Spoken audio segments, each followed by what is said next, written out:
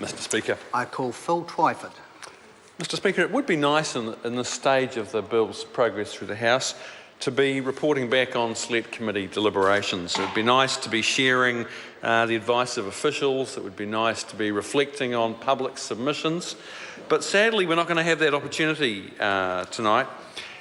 And it is an irony, as Phil Goff said, that this bill, which is about ensuring proper public participation in the planning process for Auckland, is the passage through the House is being, and Ron Mark said it as well, I think. Oh, he's going to. It is an irony that this bill denies people the right to have a say. It denies this bill the scrutiny that it deserves at Select Committee. And it's a bill, sir, that is about public participation in the planning process, a bill that is about, at least in part, about fixing the defects of another bill that was earlier pushed through under urgency. So the National Government never seems to learn the lessons from its mistakes. And my colleague Sua Williams-Seo pointed out that so much of the Auckland legislation that was put in place to establish the super city was pushed through under urgency, and so much time has been spent cleaning up the messes that were made by the rushed and chaotic processes around that law. Why is the unitary plan so important to Auckland's future? Well, it makes the critical zoning decisions. It includes the rules on the urban growth boundary and the introduction of new land into the supply, and all of the rules on height and density that will have such a critical impact on the pipeline of new construction, new urban development, and particularly housing. And given the importance of development and housing supply to fixing what the rest of the country has come to think of as kind of the Auckland plan, it's critical that the unitary plan is of high quality and that it is signed off in a timely way.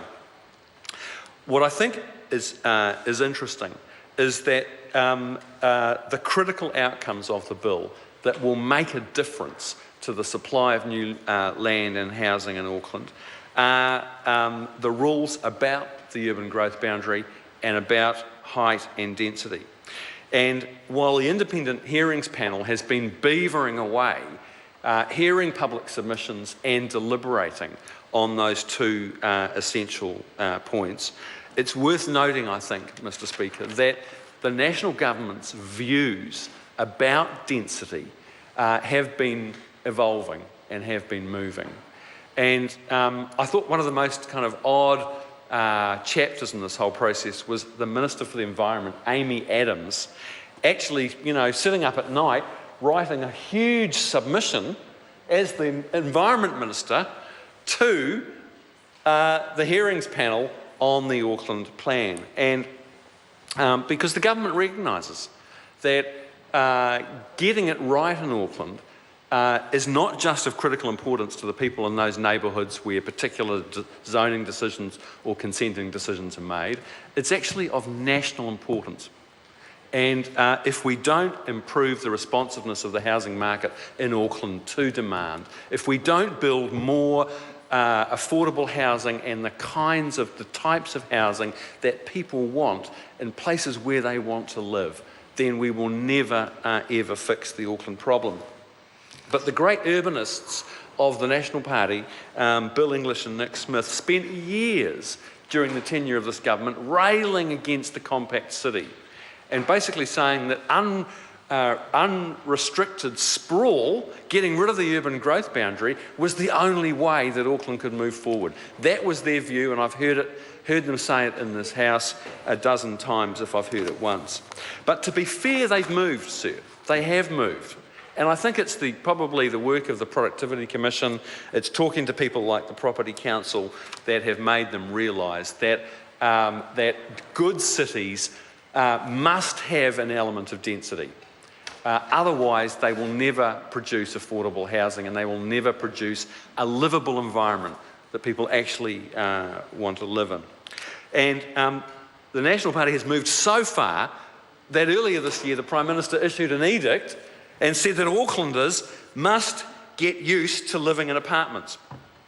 Now, I don't know if the Prime Ministerial memo has been sent out to the National Party apparatchiks on the Ōrākei local board and in the leafy neighbourhoods of Koimarama and Epsom and Parnell, that the Prime Minister wants to build apartments.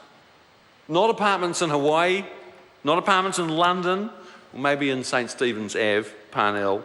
But I don't know if the good people of Remuera, of Epsom, certainly David Seymour was not happy about the idea of apartments and density in Epsom. I don't know whether those good people have received the memo from the Prime Minister that he wants to build high-rise apartments in their neighbourhood.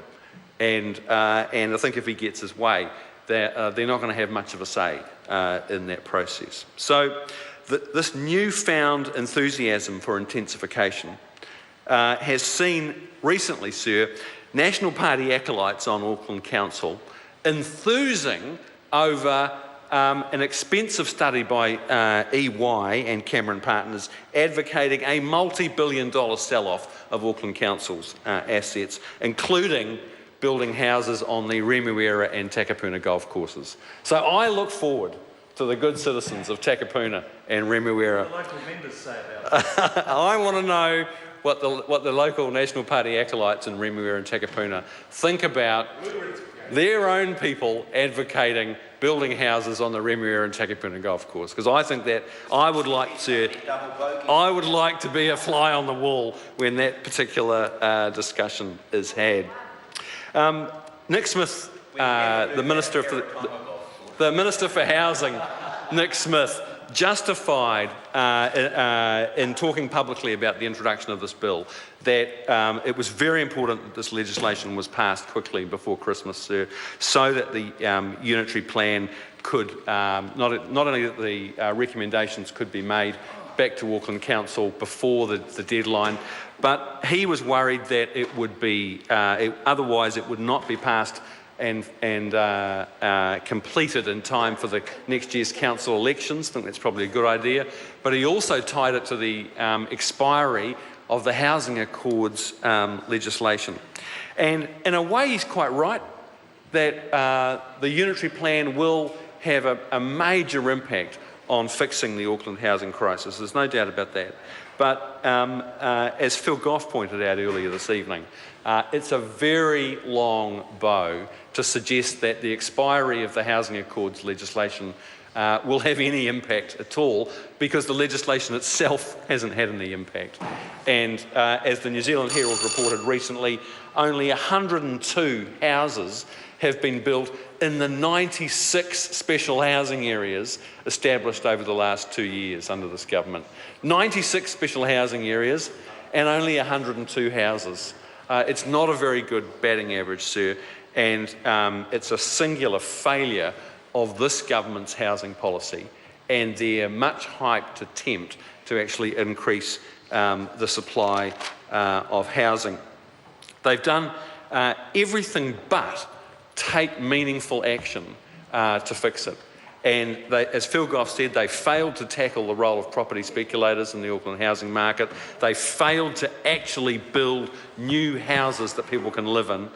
And Bill English and Nick Smith have been talking about the RMA and blaming Auckland Council for the last 10 years. Since they were in opposition, they've been blaming the RMA for the high cost of housing in Auckland, but they've done nothing substantive to reform the RMA and the way that councils operate within the RMA, the way they set the planning rules. They are truly the hollow men on this issue. And actually the unitary plan, the draft unitary plan that this bill seeks to facilitate, is actually the first real bit of reform of the planning rules in Auckland. It is the first attempt, actually, to use urban growth boundaries in a smarter way to avoid them driving up section prices. It is the first real attempt to liberalise and free up density and height rules so that more houses can be built in places where people want to live. And unfortunately, this government has not pulled its weight. It's been all talk and no action when it comes to reforming the planning rules. But Labor is supporting this bill, sir, because we believe the unitary plan will make a difference. Okay.